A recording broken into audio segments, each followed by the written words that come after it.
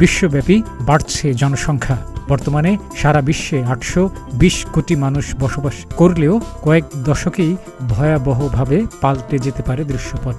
আগামী 60 বছরের মধ্যে জনসংখ্যা বৃদ্ধির হার চূড়ায় পৌঁছবে বলে জানিয়েছে জাতিসংঘ।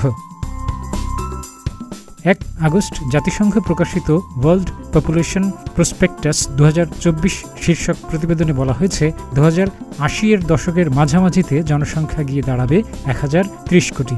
তবে এরপরই এ সংখ্যা উল্লেখযোগ্য হারে কমতে থাকবে বলে জানিয়েছে জাতিসংঘ।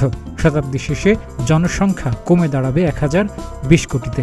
2100 সাল পর্যন্ত এই স্তর বিদ্যমান থাকবে।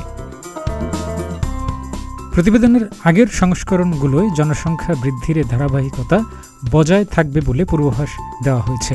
নতুন প্রতিবেদন সম্পর্কে জাতিসংঘের ইকোনমিক অ্যান্ড সোশ্যাল অ্যাফেয়ার্স বিভাগের আন্ডার সেক্রেটারি জেনারেল লি জুনহুয়া বলেছেন, জনসংখ্যার বিন্যাসে বড় ধরনের পরিবর্তন ঘটছে। আগে উচ্চ জন্মহারের পূর্বাভাস দেওয়া হয়েছিল এমন কিছু দেশে জন্মহার তার চেয়ে কম দেখা যাচ্ছে। বিশ্বব্যাপী নারীরা 90-এর দশকের তুলনায় এখন গড়ে 1 সন্তানের কম জন্ম দিচ্ছেন। আর বলা হয়েছে অর্ধেকের বেশি দেশে নারীদের জীবিত সন্তান জন্মহারের হার 2.1% নিচে নেমেছে। অন্যদিকে চীন, ইতালি, দক্ষিণ কোরিয়া এবং স্পেন সহ 1/5 দেশে নারী প্রতি জীবিত সন্তান জন্মর হার 1.4%, যাকে জাতিসংঘ বলছে অতি নিম্ন জন্মহার। জাতিসংঘের প্রতিবেদনে উল্লেখিত 63টি দেশে বর্তমানে বিশ্বের 28% মানুষের বসবাস। এর মধ্যে রয়েছে চীন, জার্মানি এবং জাপান। এই দেশগুলো এরই মধ্যে জনসংখ্যা বৃদ্ধির শীর্ষ স্তর ছুঁয়েছে। 2020 সালের শীর্ষ স্তরের তুলনায় 2100 সাল নাগাদ ইউরোপের জনসংখ্যা 21% কমে যাবে বলে পূর্বাভাস দেওয়া হচ্ছে।